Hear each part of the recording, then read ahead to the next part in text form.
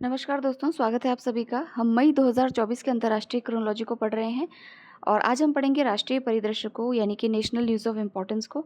देखते हैं इसमें क्या-क्या इम्पोर्टेंट खबरें हैं। वैसे सारी जो खबरें हैं वो इस बार ज़्यादा से ज़्यादा जो खबरें आप देखने को आपको मिलेंगी इसमें, वो एनवायरनमेंट से रिलेटेड है। एनवायरनमेंट में आप ग्लेशियर लेक्स आउटबर्स्ट के बारे में पढ़ेंगे यहाँ पे। जल संकट को लेकर के क्या-क्या रिपोर्ट है, और उसके अलावा आप पढ़ेंगे कि वन क्षेत्र का कितना जो है यहाँ पर ख़त्म हो रहे हैं हमारे देश में। तो इन सब चीज़ों के बारे में पढ़ेंगे। हालाँकि कुछ जो है फैक्चुअल चीज़ें भी हैं जो काफ़ी इम्पोर्टेंट है, और बाकी जो रिपोर्ट्स वगैरह होती हैं उनमें से देखिए फैक्ट्स जो है वो निकालने पड़ते हैं। और कुछ चीज़ें ऐसी होती है कि जो आप ऐसे राइटिंग में या कहीं आप एक पैराग्राफ राइटिंग लिखें तो वहाँ आप उसको यूज़ कर सकते हैं।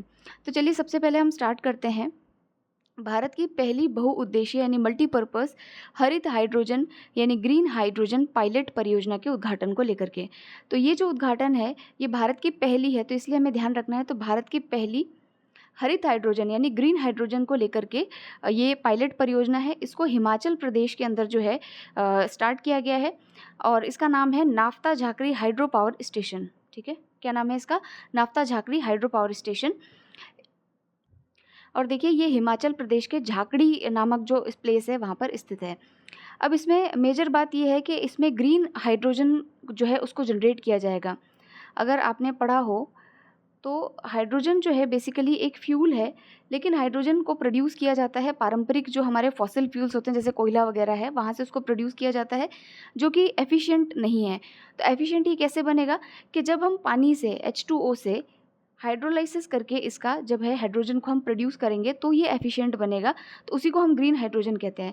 और इसी के लिए नेशनल ग्रीन हाइड्रोजन मिशन जो है वो भी गवर्नमेंट ऑफ इंडिया के द्वारा स्टार्ट किया गया था। उसमें अगर मैं आपको कुछ बताऊं तो वो जो नेशनल ग्रीन हाइड्रोजन मिशन है उसके अंदर भारत सरकार ने करीबन 19,000 करोड़ का जो है इन्वेस्टमेंट भी किया है। इनका उद्देश्य ये है कि हम ग्रीन हाइड्रोजन का एक ग्लोबल हब बनाएंगे भारत को। यहाँ हम ग्रीन हाइड्रोजन को प्रोड्यूस करेंगे, उसके यूसेज को इंक्रीज़ करेंगे, इन्वेस्टमेंट बढ़ाएंगे और फिर उसको एक्सपोर्ट भी करेंगे। ठीक है, जैसे हमने पिछली बार पीछे वाले जो इंटरनेशनल अफेयर्स थे उसमें हमने पढ़ा कि DRDO ने जो ब्रह्मोस मिसाइल है उसको पहले यहाँ पर रशियन टेक्नोलॉजी से प्रोड्यूस किया, फिर फिलीपींस को उन्होंने एक्सपोर्ट किया है। उसी तरीके से ग्रीन हाइड्रोजन को भी हम हमारे यहाँ पर क्या करेंगे, उसको प्रोड्यूस करेंगे और फिर उसको जो है एक्सपोर्ट करने का काम भी हम करेंगे। ग्रीन हाइड्रोजन को एक जो है रिन्यूएबल एनर्जी के रूप में देखा जाता है, और इसीलिए जो हमारा टारगेट है 125 गीगावाट जो हम ग्रीन एनर्जी बनाना चाहते हैं 2030 तक, रिन्यूएबल एनर्जी, ग्रीन एनर्जी कह रही हूँ, रिन्यूएबल एनर्जी जो हमारा प्रोड्यूस करने का टारगेट है उसके अंदर 5 MMT का जो टारगेट है वो ग्रीन हाइड्रोजन को प्रोड्यूस करने से रिलेटेड है।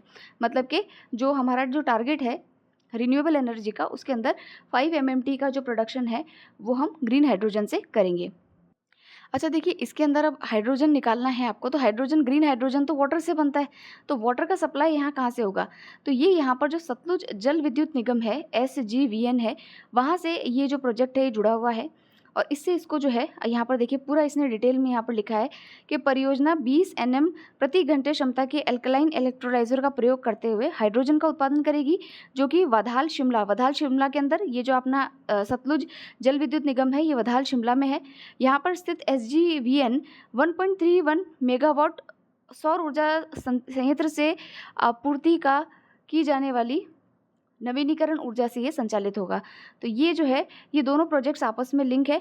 तो सबसे पहले हमें ये नाम ध्यान रखना होगा। नाम क्या है इसका? Naphtha Jhakri hydro power station, और ये भारत का क्या है? पहला हरित हाइड्रोजन पायलट परियोजना है। और मैंने आपको नेशनल ग्रीन हाइड्रोजन मिशन के बारे में बताया है कि भाई इसका क्या उद्देश्य है। इसका उद्देश्य है कि हम ग्लोबल हब बनाएं ग्रीन हाइड्रोजन के प्रोडक्शन में, उसके एक्सपोर्ट में, और जो हाइड्रोजन और हाइड्रोजन के जो डेरिवेटिव्स है उनको हम ना केवल यहाँ प्रोड्यूस करें बाकी हम उसको एक्सपोर्ट भी करें। तो ये हमारा इसके अंदर, क्योंकि आप जानते हैं कि भारत ने जो है जो ग्लोबल वार्मिंग जो है, क्लाइमेट चेंज जो है, उसके अंदर काफ़ी सारे संकल्प है कि भाई हम जो है इतना 125 गीगावाट जो है रिन्यूएबल एनर्जी प्रोड्यूस करेंगे, पंचामृत हमारे लक्ष्य हैं। उन सबको पूरा करने के लिए कुछ स्टेप तो उठाने पड़ेंगे, तो ये उसी स्टेप में एक, उन्हीं के अंदर जो है एक स्टेप है ग्रीन हाइड्रोजन का प्रोडक्शन। तो आपको आई होप ये सारी चीज़ें, सारे मुद्दे समझ में आए होंगे। तो आप पायलट परियोजना का नाम ध्यान रखिएगा। हिमाचल प्रदेश के अंदर जो झाकड़ी है वहाँ पर इसको स्टार्ट किया गया है। 1500 मेगावाट NHPS ये प्रोजेक्ट है।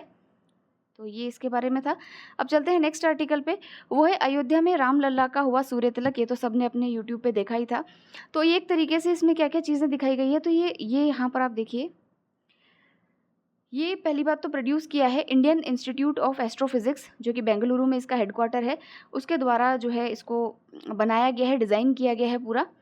इसके अंदर 4 दर्पण और 2 लेंस जो है वो लगाए गए हैं, और इसमें लाइट का कुछ जो सनलाइट का जो फोकस होता है वो इस तरीके से है कि वो तिलक के रूप में जो है वो दिखाई देगा। तो इससे ज़्यादा इसमें कुछ बताने वाली बात है नहीं। CSIR और CBRI रुड़की जो है उसके द्वारा इसको जो है वो बनाया गया था। बस इतना ही इसमें इम्पॉर्टेंट है। फिर चलते हैं नेक्स्ट आर्टिकल पे। नेक्स्ट आर्टिकल देखिए, भारतीय पासपोर्ट जो है विश्व का दूसरा सबसे सस्ता या चीपेस्ट पासपोर्ट बन गया है। यानी कि इसके कहने का मतलब ये है कि हमको पर ईयर जो इसका वैलिडिटी कॉस्ट है हमारे पासपोर्ट की वो कम है। पूरे विश्व के अंदर हम सेकंड नंबर पे हैं, हमारा पासपोर्ट सबसे चीपेस्ट है, सस्ता है, इसकी जो वैलिडिटी कॉस्ट है पर ईयर की वो कम है। और उसके अलावा अगर अब मैं आपको बताऊं तो हमारे पास में वीज़ा फ्री जो ट्रैवल है इंडिया के पासपोर्ट का वो 62 कंट्रीज़ के लिए अवेलेबल है। तो ये भी काफ़ी अच्छी बात है, हमारा पासपोर्ट काफ़ी मजबूत है। फर्स्ट अगर हम देखें पहले नंबर पे इसमें कौन है, तो पहले नंबर पे इसमें है UAE, दूसरे नंबर पे भारत है। बस इतना इसमें ध्यान रखना है। सबसे महंगा पासपोर्ट जो है वो मेक्सिको का बताया गया है। फिर चलते हैं नेक्स्ट आर्टिकल पे। तो देखिए, पर्यावरण से संबंधित एक आर्टिकल जो है इसमें बताया गया है, आप याद रखना चाहें तो। इसमें IEEFA एक इंस्टीट्यूट है और एक एम्बर इंस्टीट्यूट है, इन दोनों ने एक रिपोर्ट निकाली है। हमारे पूरे भारत के 21 राज्यों को उसने शामिल किया है। भाई कौन सा राज्य जो अपने ऊर्जा की खपत है वो कहाँ से पूरी करता है, तो वहाँ से ये पता चलता है कि कर्नाटक और गुजरात जो है सबसे ज़्यादा क्लीन एनर्जी या स्वच्छ ऊर्जा का प्रयोग करते हैं। इनके यहाँ पर अगर हम देखें 37% कर्नाटका में जो ऊर्जा की खपत है वो हरित ऊर्जा से होती है। यानी कि कुछ भी आप कह सकते हैं, सोलर पावर प्लांट्स का यूज़ किया जाता है, न्यूक्लियर पावर प्लांट की एनर्जी का यूज़ किया जाता है। इस प्रकार से जो है एनर्जी जो है कंजम्पशन है। गुजरात के अंदर भी यही है, 17% जो है वो गुजरात के अंदर स्वच्छ ऊर्जा का प्रयोग किया जाता है। बस इसमें इतनी ही बात ध्यान रखनी होगी, उसके बाद आप किसी भी चीज़ है उसको काट सकते हैं, बस यही ध्यान रखना है। फिर देखिए नेक्स्ट आर्टिकल है, ये पर्यावरण से संबंधित है। भारतीय हिमालय का ग्लेशियर झीलों में विस्तार। कहने का मतलब क्या है कि जो हमारी ग्लेशियर लेक्स हैं, ग्लेशियर लेक्स जो हैं, आपने अगर पिछले बार हमने एक न्यूज़ में भी पढ़ा था कि सिक्किम के अंदर एक लेक है जिसका नाम है साउथ लोहनाक लेक। उसके अंदर जो है काफ़ी सारा जो है उसके कारण, मतलब वहाँ जो बारिश हुई थी उसके कारण काफ़ी फ्लड जो है वो सिक्किम और उस एरिया के अंदर आया था। तो ये होता क्या है कि जब भी ह्यूमन एक्टिविटीज़ ज़्यादा बढ़ जाती है या फिर जो है बारिश का अधिक होना, क्लाइमेट चेंज का होना, इसके कारण जो ग्लेशियर लेक्स होती है उनकी जो बाउंड्री होती है, ग्लेशियर वाली जो हिमनदों की जो हिमनद के नीचे जो है पानी होता है, तो वो जो ग्लेशियर लेक्स की बाउंड्री होती है वो अपनी वो बाउंड्री वहाँ से टूट जाती है और जो पानी जो है उसका वो ओवरफ्लड हो जाता है। यानी कि जो उनके घाटी क्षेत्र हैं, जो जलग्रहण जो है क्षेत्र है, निचले जो क्षेत्र हैं, उसको वो काफ़ी ज़्यादा इफेक्ट करता है। तो वही ये इसरो के द्वारा एक रिपोर्ट पेश की गई है। वो रिपोर्ट ये कहती है कि भारतीय हिमालय में हिमनदी जो झीलें हैं उनका विस्तार हो रहा है। यानी ग्लेशियर लेक्स जिसको हम बोलते हैं GLOF, glacier lake outburst flood, इनके आउटब्रस्ट होने से जो फ्लड की कंडीशन हो रही है वो जो है वो बढ़ने की कगार पर है।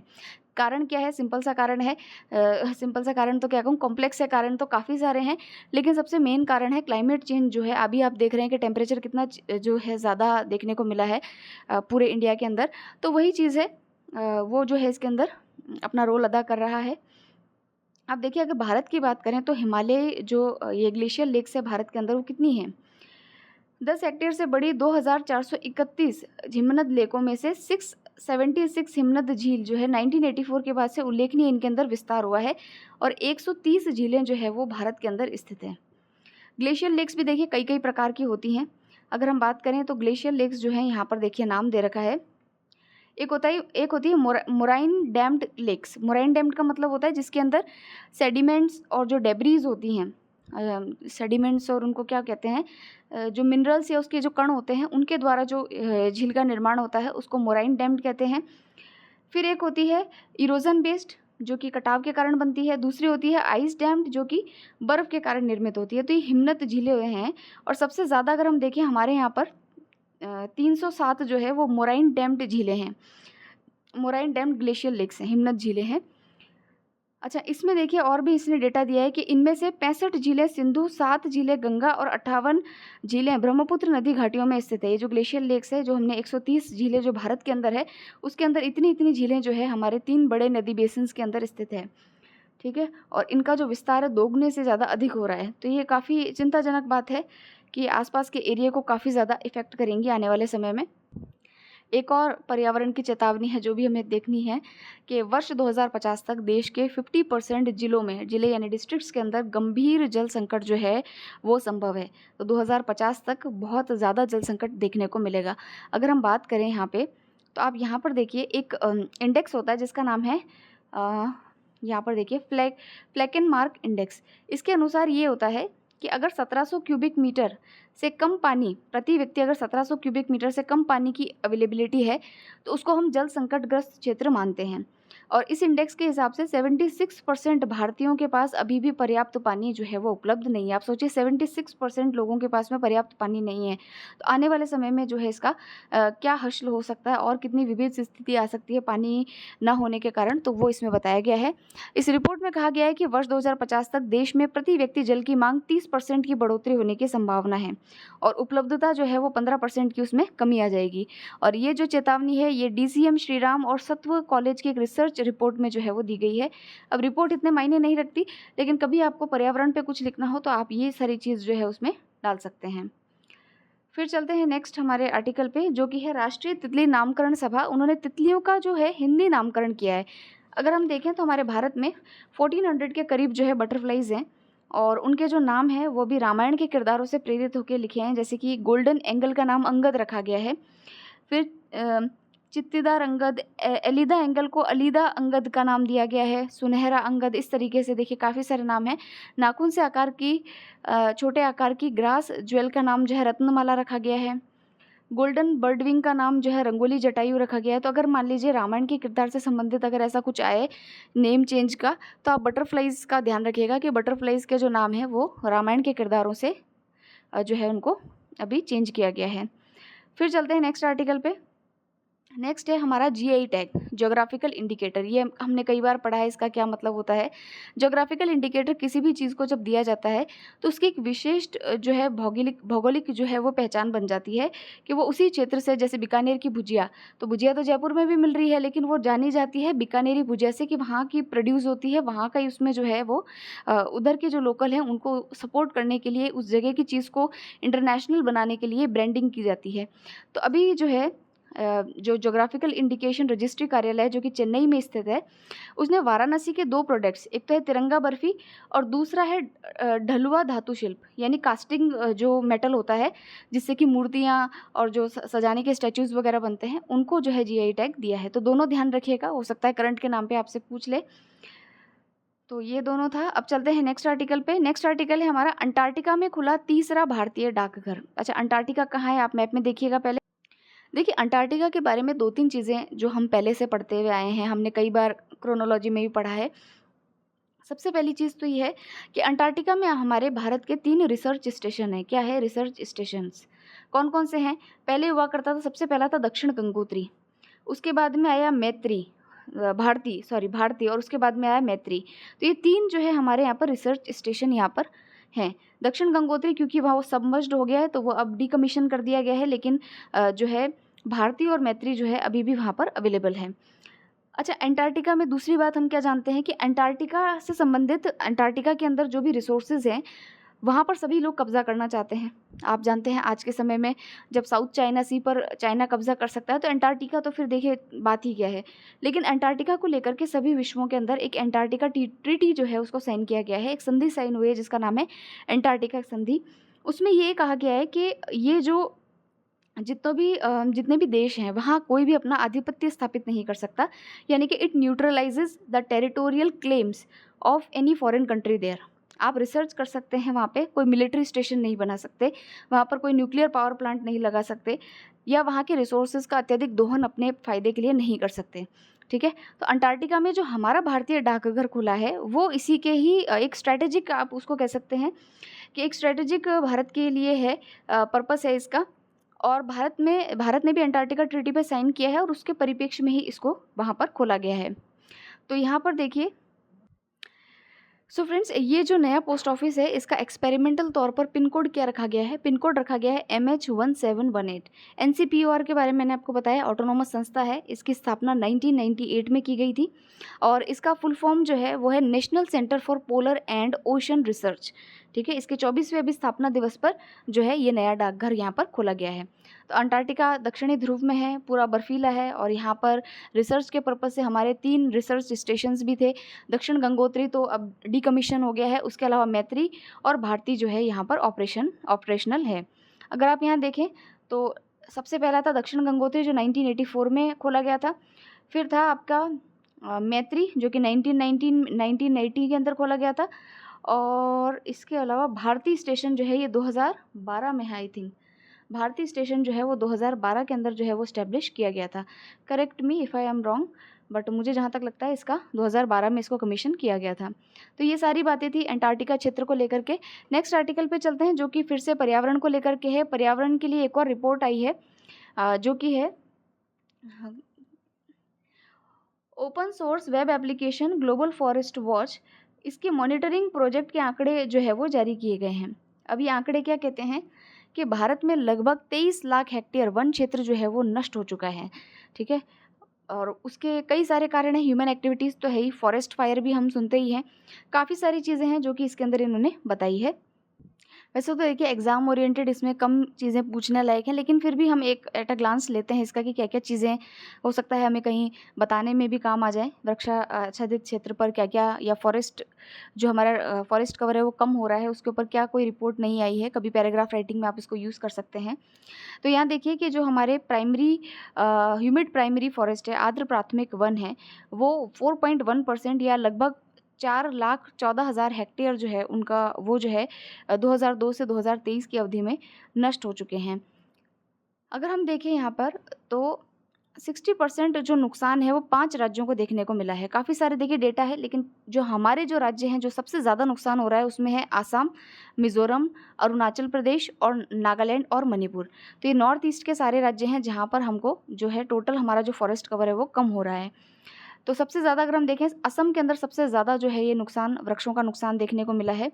फिर देखिए आग के कारण सबसे अधिक वृक्षों का नुकसान जो है 2008 में हुआ था और उड़ीसा के अंदर जो है सबसे अधिक जो है पेड़ों को वनाग्नि के द्वारा जो है वो नुकसान देखने को मिला है।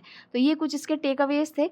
अब चलते हैं नेक्स्ट आर्टिकल पे। आपने वाडा के बारे में सुना है जो कि है वर्ल्ड एंटी डोपिंग एजेंसी।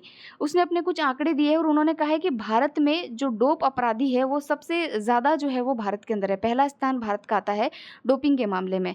यानी कि यहाँ पर जो नमूने लिए गए, जो सैंपल्स लिए गए हैं एथलीट्स के द्वारा, उसमें सबसे ज़्यादा हमारे यहाँ सप्लीमेंट्स या ऐसे कुछ जो है ड्रग्स लेकर के जो है अपना जो कैपेसिटी है उसको बढ़ाने के लिए सबसे ज़्यादा जो है भारत के एथलीट्स जो है वो इसके अंदर आते हैं। तो सबसे फर्स्ट नंबर पे भारत है, सेकंड पे दक्षिण अफ्रीका है और सबसे ज़्यादा सैंपल्स जो है वो चाइना ने दिए हैं और वहाँ के एथलीट्स जो है इसमें सकारात्मक उनके जो है 33% नमूने ही जो है वो सकारात्मक आए थे। यानी कि अगर बात करें तो ये ध्यान रखिएगा कि वाडा के जो सैंपल्स है उसमें सबसे फर्स्ट जो है वो भारत का स्थान आता है डोपिंग के अंदर।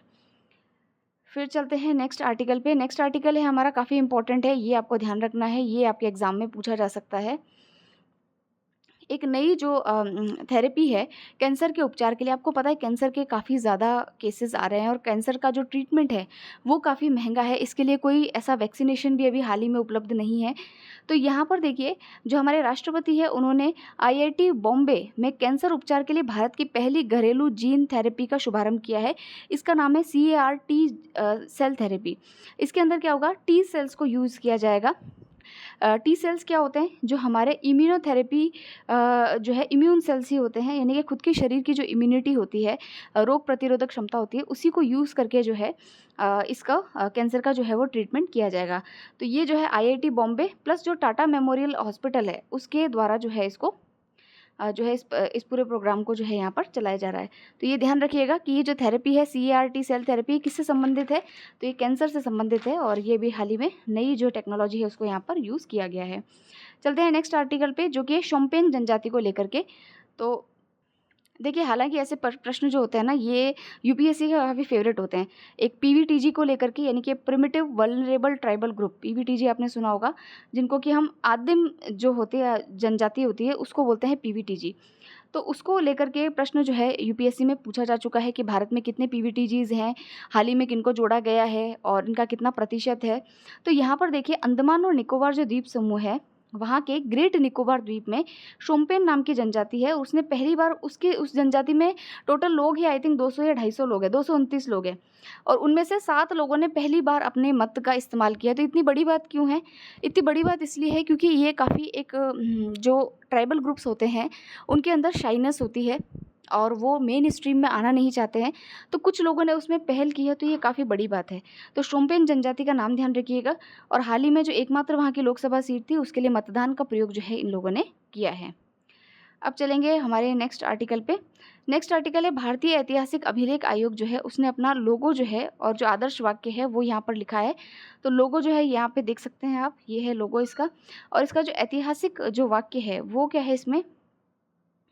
तो फ्रेंड्स यहाँ पर देखिए आप, जो इंडियन हिस्टोरिकल रिकॉर्ड कमीशन है उसका जो ये लोगो है, ये कमल के फूल, जो खिलता हुआ कमल है उसका है।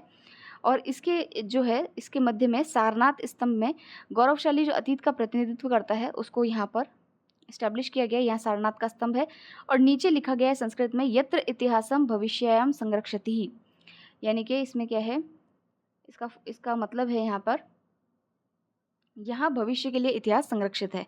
ठीक है, तो भारतीय ऐतिहासिक अभिलेख आयोग के बारे में अगर हम कुछ जानें तो ये शीर्ष सलाहकार निकाय है अभिलेखीय मामलों को लेकर के, और इसको 1919 के अंदर जो है वो स्टैब्लिश किया गया था। हालांकि ऐसा क्वेश्चन एग्जाम्स में नहीं आता है, लेकिन आप ये आदर्श वाक्य का ध्यान रखिएगा, इस पे क्वेश्चन पूछा जा सकता है। फिर चलते हैं नेक्स्ट आर्टिकल पे। तो ये एक छोटी सी न्यूज़ है कि अमेरिका की एक साप्ताहिक पत्रिका है जिसका नाम है न्यूज़ वीक, और उसके अंदर नरेंद्र मोदी को जो है कवर पेज पर स्थान दिया गया है। तो हमारे यहाँ पर इंदिरा गांधी के बाद नरेंद्र मोदी दूसरे प्राइम मिनिस्टर है जिनको कि यहाँ पर कवर पेज पर स्थान दिया गया है। अब कुछ वन लाइनर्स देख लेते हैं। सबसे पहले देखिए, किस संस्था के मुख्यालय भवन में भारत की सबसे बड़ी जलवायु घड़ी जो है क्लाइमेट वॉच उसको स्टैब्लिश किया गया है। तो क्लाइमेट वॉच को अभी कहाँ पर स्टैब्लिश किया गया है? CSIR पे। CSIR का जो मुख्यालय है वैज्ञानिक और औद्योगिक अनुसंधान परिषद, वहाँ पर इसको स्थापित किया गया है। फिर देखिए अबूजमाड बीजापुर सुकमा दंतेवाड़ा क्षेत्र किस राज्य में है जहाँ 30 से 70 हज़ार वर्ष पुराने जो है पाषाणकालीन यानी स्टोन एज के मानव सभ्यता के उपकरण या टूल्स जो है वो प्राप्त हुए हैं? ये छत्तीसगढ़ के अंदर है।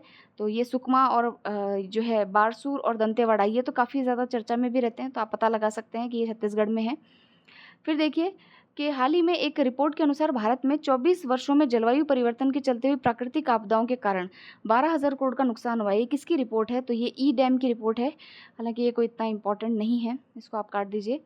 फिर देखिए भारतीय तटरक्षक बल के महानिदेशक राकेश पॉल ने किस क्षेत्र के पास जो ICGA एक्वेटिक सेंटर है, Indian coast guard aquatic centre, इसका उद्घाटन किया है? तो ये इंपॉर्टेंट है, ये हमारे रामेश्वरम तमिलनाडु के अंदर जो है इसके एक्वेटिक सेंटर का उद्घाटन किया गया है। फिर देखिए देश भर के आयुर्वेदिक, यूनानी और सिद्ध योग कॉलेजों में UG के जो पाठ्यक्रम है, यानी जो आपके ग्रेजुएट्स के जो पाठ्यक्रम है, उसमें योग को जो है वो अनिवार्य विषय के रूप में शामिल किया गया है। तो ये काफ़ी इंपॉर्टेंट यहाँ पर है, योग को जो है यहाँ पर एक कंपलसरी विषय के रूप में आपको पढ़ना ज़रूरी हो गया है। तो ये था फ्रेंड्स आज का हमारा राष्ट्रीय परिदृश्य। अच्छा फ्रेंड्स, हमारा कुछ जो है अंतर्राष्ट्रीय परिदृश्य के भी कुछ टॉपिक्स हमारे यहाँ पे छूट गए थे, तो वो हम कवर कर लेते हैं। सबसे पहला देखिए, डेटाबेस जनगणना जो है न्यूजीलैंड में सबसे पहली बार करवाई गई है। डेटाबेस जनगणना का मतलब क्या है कि डोर टू डोर जा करके, जैसे हमारे मास्टर जी लिखते हैं कि इतने कितने परिवार है, कितने लोग हैं, ये नहीं होगा। जो हमारे डिपार्टमेंट के जो वहाँ के डिपार्टमेंट में जो सर्वेज हैं, जैसे कि टैक्स डिपार्टमेंट है, समाज कल्याण विभाग है, तो उसके आंकड़ों के हिसाब से जो है वहाँ पर जनगणना की जाएगी। फिर देखिए भारतीय सेना प्रमुख ने उज़्बेकिस्तान में IT लैब का जो है उद्घाटन किया है। तो वहाँ के समरकंद शहर में जो है Uzbek academy of armed forces में हाईटेक IT लेबोरेटरी जो भारत के द्वारा जो है वो वहाँ पर इस्टेब्लिश की गई है। इसका उद्देश्य क्या है? तो दोनों देशों के बीच जो सैन्य रिश्ते हैं उनको मजबूत करना है। फिर देखिए 12P पॉन्स ब्रूक्स, ये क्या है? तो ये एक धूमकेतु है। इसका मदर ऑफ ड्रैगन या शैतानी धूमकेतु भी इसको कहा गया है। इसको मिलेनियम फॉल्कन भी कहा जाता है। ये चर्चा में क्यों है? यह धूमकेतु जो है, कॉमेट जिसको हम कहते हैं, धूमकेतु यानी कि कॉमेट। ये जो कॉमेट है, कॉमेट क्या होता है कि इस तरीके से होता है आई थिंक, जिसकी टेल जो है थोड़ी स्पार्कलिंग सी होती है। तो ये जो है 21 अप्रैल 2024 को सूर्य के अपने निकटतम बिंदु, जिसको हम पेरीहिलियन कहते हैं, उस पर पहुंचा था। और ये सूर्य से जो है 74.4 मिलियन मील की दूरी पर था, जो इसकी सबसे ज़्यादा जो है उसको दूरी कही जा सकती है। तो आप नाम ध्यान रखिएगा कि 12P पॉन्स ब्रूक्स क्या है? तो ये कॉमेट है, धूमकेतु है, जो हाल ही में चर्चा में था। फिर देखिए KCTR ये क्या है, तो ये Korea super conducting tokamak advance research device है। कृत्रिम सूर्य में परमाणु संलयन रिएक्टर का उपयोग करके एक नया विश्व रिकॉर्ड जो है दक्षिण कोरिया के वैज्ञानिकों ने यहाँ पर बनाया है। यानी कृत्रिम सूर्य जो है यहाँ पर आर्टिफिशियल सन जो है यहाँ पर बनाया गया है। इसमें ये लोग क्या करेंगे, 100 मिलियन डिग्री सेल्सियस का प्लाज्मा तापमान जो है यहाँ पर आर्टिफिशियली रूप से जो है वो उपलब्ध, मतलब उसको जो है वो बनाया गया है यहाँ पे। फिर देखिए इसमें क्या इंपॉर्टेंट है वो मैं आपको बता देती हूँ। यहाँ देखिए उन्नत कृत्रिम बुद्धिमत्ता यानी कि AI जो है उसके मॉडल के परीक्षण विकसित करने हेतु मिलकर काम करने के लिए अमेरिका ने किस देश के साथ 1 अप्रैल 2024 को समझौता किया है, तो यूनाइटेड किंगडम के साथ जो है UK के साथ में AI को लेकर के जो है एक समझौता अमेरिका ने जो है वो साइन किया है। फिर भारत के विदेश व्यापार महानिदेशालय ने किस देश के खिलाफ कई प्रतिबंधित और प्रतिबंधित आवश्यक वस्तुओं के निर्यात पर बंदरगाह प्रतिबंध लगा दिया है, जिन्हें पहले शिपमेंट के लिए अनुमति दी गई थी। तो देखिए मालदीव के साथ में ऐसा किया गया है। फिर है जाम्बिया और मलावी के बाद किस देश ने दक्षिण अफ्रीका के अधिकांश हिस्से में पड़े विनाशकारी सूखे के कारण आपदा की स्थिति घोषित की है, तो सूखे को आपदा की स्थिति जो है जिम्बाब्वे ने घोषित की है। तो इससे पहले जाम्बिया और मलावी जो है इन्होंने भी जो है अपने यहाँ पर जो सूखा पड़ा था उसको इमरजेंसी डिक्लेयर किया है। फिर देखिए किन 2 देशों को आंशिक रूप से शेंगेन क्षेत्र यूरोप में ID चेक मुक्त यात्रा क्षेत्र में शामिल किया गया है, तो ये है रोमानिया और बुल्गारिया। अपन बोलते हैं ना शेंगेन वीज़ा मतलब होता है कि इसको लेने के बाद में आप यूरोप के कई कंट्रीज़ में जो है वो ट्रैवल कर सकते हैं। तो इसके अंदर ID चेक मुक्त यात्रा जो है उसमें रोमानिया और बुल्गारिया भी शामिल हो गए हैं। फिर श्रीलंका के हम्बनटोटा स्थित किस एयरपोर्ट का प्रबंधन भारत की शौर्य एरोनॉटिक्स और रूस की airports of region management company को दिया गया है, तो वहाँ का जो है मटाला राजपक्षे इंटरनेशनल एयरपोर्ट जो है वो भारत को और रशिया को कंबाइंड रूप से यहाँ पर इसका मैनेजमेंट दिया गया है। तो फ्रेंड्स ये हमारे कुछ जो है चीज़ें थी जो हमने अंतर्राष्ट्रीय परिदृश्य में लेफ्ट की थी, इसको भी हमने कंप्लीट कर लिया है। राष्ट्रीय परिदृश्य भी हम पढ़ चुके हैं। आप इसको ठीक से पढ़िएगा, जो भी चीज़ें आपको लगती है कमेंट सेक्शन में ज़रूर बताइएगा। हम नेक्स्ट जो वीडियो बनाएंगे उसमें हम अंतरिक्ष और रक्षा प्रौद्योगिकी को और उसके बाद जो है इकोनॉमिक जो हमारी न्यूज़ है उन दोनों को साथ में पढ़ेंगे। So thank you very much for listening.